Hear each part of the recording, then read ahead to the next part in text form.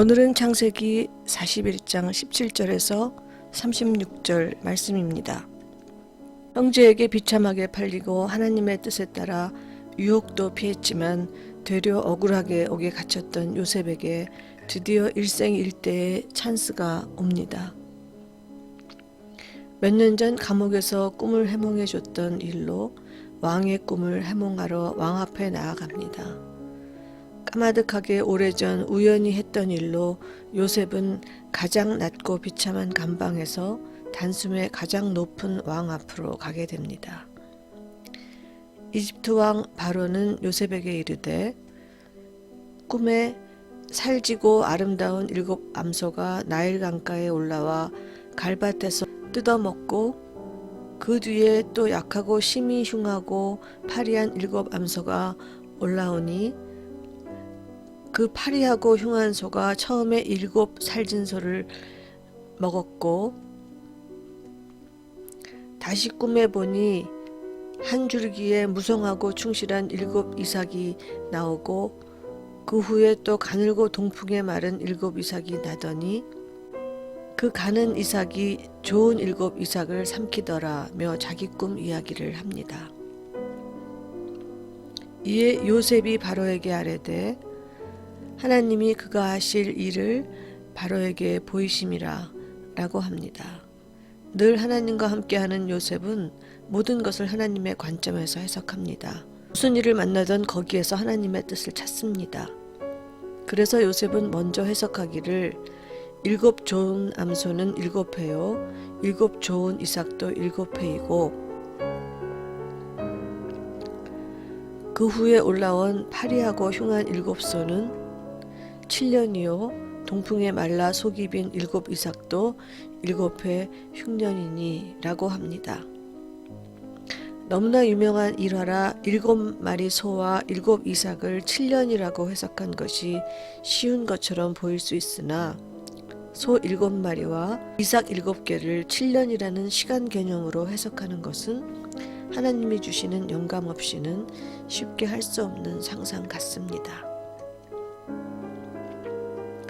소 7마리, 이삭 7개를 7년으로 해석한 요셉은 이 꿈을 애굽 땅에 7회 큰 풍년이 있겠고 후에 7회 흉년이 들므로 후에 든 그 흉년이 너무 심함으로 이전 풍년을 이 땅에서 기억하지 못하게 되리라고 해석하며 이 모든 것이 하나님의 뜻이라고 말합니다. 그런데 이렇게 꿈만 해석하고 말았다면 요셉은 다시 감방으로 갔을지도 모릅니다. 하지만 요셉은 실제적인 해결책까지 제시합니다. 아주 현실적인 대비책이지요. 먼저 명철하고 지혜 있는 사람을 택하여 애굽 땅을 다스리게 하라고 합니다. 그 다음 7회 풍년에 애굽 땅의 5분의 1을 거두어 바로의 손에 돌려 양식을 위하여 각 성읍에 쌓아두게 하라고 합니다.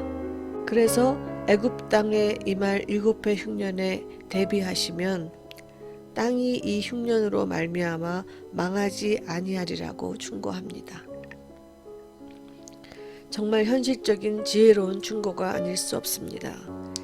이것은 백성도 살리고 왕도 큰 이득을 보는 일거이득의 천재적 발상입니다.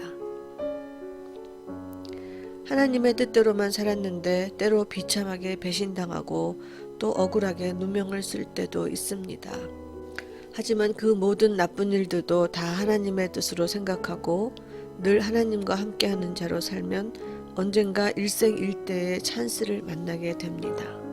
감방 죄수에서 왕 앞으로 올라가는 극적인 반전이지요. 이것도 까마득히 기억도 할 수 없는 몇 년 전 어떤 행동으로 인해서입니다. 그러니 오늘 내가 하는 작은 행동이 내게 어떤 일을 가져다 줄지는 알 수 없습니다. 하지만 요셉을 보며 분명히 알 수 있는 것은 그 누가 보아도 하나님과 함께하는 자라면 엄청난 인생의 반전이 있을 수 있다는 것입니다.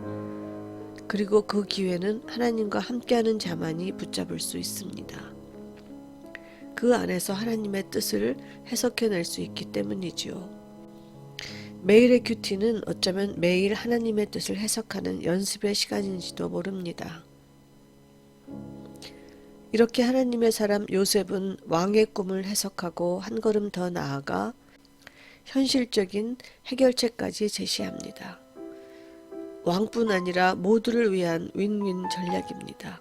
이렇게 요셉은 세상에 나아가거나 세상을 구하려는 어떤 야망도 없이 가나안 작은 마을에서 그저 하나님과 함께하는 삶을 살아왔을 뿐인데 어느 날 갑자기 비참한 노예가 되어 또 억울한 누명을 쓰고 관방의 죄수로까지 전락하더니 하루아침에 세상의 정상에 올라 세상과 이웃과 사랑하는 자기 가족을 살리게 됩니다.